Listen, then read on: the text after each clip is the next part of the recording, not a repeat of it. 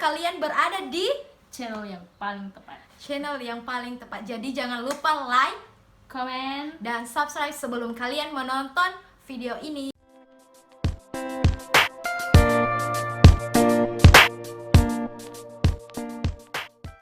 Assalamualaikum warahmatullahi wabarakatuh. hai semuanya, hai teman-teman. Perkenalkan, nama saya Rifki Noval. Dan saya Dian Lestari Amalia.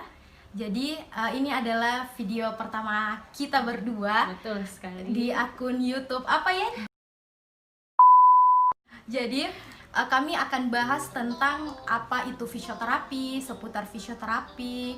Fisioterapi itu apa sih? Ya, pentingnya fisioterapi untuk masyarakat, untuk klien. Karena kan fisioterapi itu di mata masyarakat umum masih kurang dikenal. Ya, bisa dibilang begitulah. Jadi video pertama kami ini akan membahas tentang yang pertama itu adalah apa itu fisioterapi. Apa sih fisioterapi itu? Ya, betul. Dan pembagian fisioterapi itu apa saja?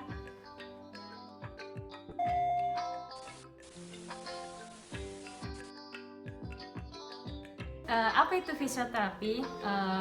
Pengertian fisioterapi menurut Peraturan Menteri Kesehatan Nomor 65 Tahun 2015 itu merupakan bentuk pelayanan kesehatan yang ditujukan kepada individu dan atau kelompok untuk mengembangkan, memelihara, dan memulihkan gerak dan fungsi tubuh sepanjang rentan kehidupan dengan menggunakan penanganan secara manual, peningkatan gerak, peralatan baik fisik maupun elektroterapi dan mekanis, serta pelatihan fungsi dan komunikasi. Baik, kan itu tadi pengertian fisioterapi menurut peraturan Kementerian Kesehatan. Ya, kalau secara pribadi dari saya dulu ya. Kalau menurut saya pribadi, fisioterapi itu salah satu cabang ilmu kesehatan yang bergerak di bidang pencegahan, pemeliharaan, serta pemulihan fungsi gerak yang lemah atau bahkan hilang, dan pastinya tidak menggunakan obat. Nah, kalau menurut saya pribadi, fisioterapi itu cabang ilmu yang mempelajari tentang suatu kondisi penyakit di mana fisioterapi bergerak untuk mencegah dan memulihkan kondisi tersebut, di mana lebih khususnya itu pada fungsi gerak tubuh manusia, seperti itu. Tadi kan poin pertama kita sudah bahas tentang fisioterapi itu apa. Mungkin teman-teman sudah paham kan tentang fisioterapi itu. Nah, sekarang kita akan bahas lagi tentang klasifikasi fisioterapi. Ya, betul. Fisioterapi itu sendiri dibedakan menjadi 7 kelompok, ada 7 pembagian, yang dimana yang pertama itu fisioterapi muskuloskeletal. Fisioterapi muskuloskeletal itu merupakan pemulihan, penyembuhan gangguan anggota gerak badan seperti masalah pada otot, tulang, sendi, dan jaringan dekat lainnya. Nah, yang kedua ada yang namanya fisioterapi neuromuskular. Nah, fisioterapi neuromuskular ini merupakan pemulihan dan penyembuhan pada sistem saraf mau itu sistem saraf pusat ataupun sistem saraf tepi. Contoh kasus untuk fisioterapi neuromuskular itu ada stroke, terus brain injury juga, dan banyak kasus fisioterapi neuromuskular lainnya. Ya, dan maaf saya lupa untuk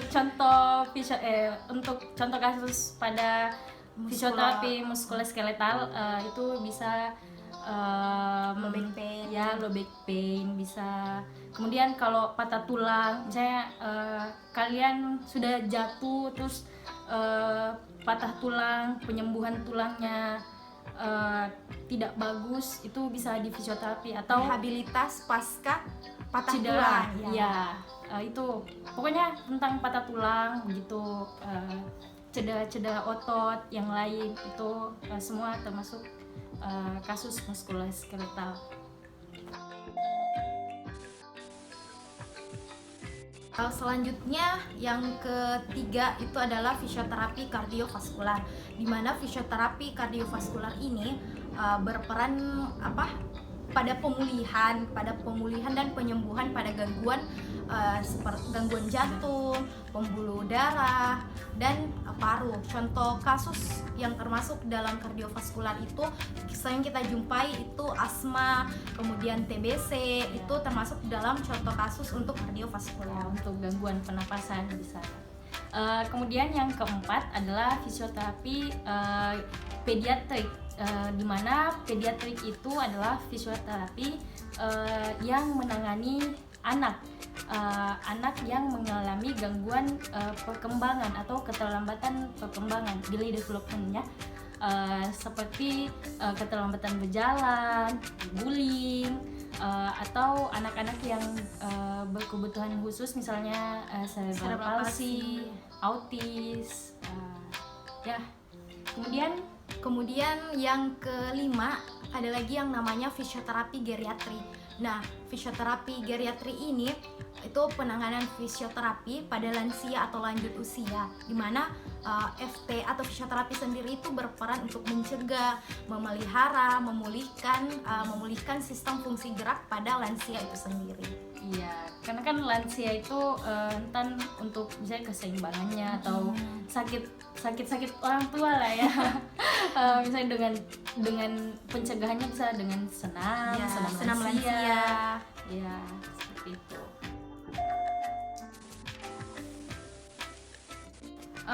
Yang untuk poin keenamnya yaitu fisioterapi olahraga, di mana fisioterapi olahraga ini bergerak dalam bidang yang menangani cedera atau kasus-kasus olahraga, karena kan di olahraga sendiri banyak kasus atau banyak cedera yang dialami oleh atlet, baik itu contoh kasusnya ya, baik itu ACL, ruptur tendon, banyak ya, itu yang secara umum ya, dan bukan saja hanya untuk kasus, tapi untuk meningkatkan performa itu fisioterapi juga dapat berperan. Kemudian poin yang terakhir yaitu fisioterapi integumen dan fisioterapi kesehatan wanita. Nah, jadi untuk yang pertama, fisioterapi pada integumen itu membahas tentang permasalahan pada kulit, seperti contoh kasus luka bakar. Nah, fisioterapi itu berperan pada proses pasca terjadinya luka bakar. Nah, selanjutnya yaitu fisioterapi Case 1 atau kesehatan wanita. Nah, di mana fisioterapi Case 1 itu membahas tentang ya tentunya kesehatan wanita seperti nyeri pinggang pada ibu hamil. Nah, fisioterapi itu punya peran penting. Kemudian ada juga senam nipas dan senam ibu hamil seperti itu. Poin yang terakhir yaitu mungkin teman-teman banyak yang bertanya setelah lulus kuliah fisioterapi, prospek kerjanya bagaimana? Ya, seperti apa? Kalau untuk prospek kerja kedepannya sendiri, fisioterapi itu bisa bekerja di klinik, rumah sakit, ya, atau bisa juga secara mandiri dengan home visit. Gitu. Artinya home visit itu misal ada pasien yang call in kita untuk diterapi, nah kita yang datang ke rumah pasien itu. Kemudian kita juga bisa dapat kerja di pusat kebugaran. Kemudian bisa juga kerja di klub olahraga, misalnya klub bola A. Nah, kita bisa masuk situ dengan tentunya mungkin dengan seleksi begitu yang ketat. Karena kita semua tahu tidak ada yang instan. Kemudian setelah lulus fisioterapi juga kita bisa jadi dosen, khususnya dosen fisioterapi. Nah, yaitu dengan cara mungkin teman-teman mau melanjutkan yang dari D4, lanjutkan S2-nya mungkin atau profesinya. Iya, jadi itu bisa jadi dosen. Mungkin yang minimal mungkin pendidikan untuk jadi dosen itu S2. Iya.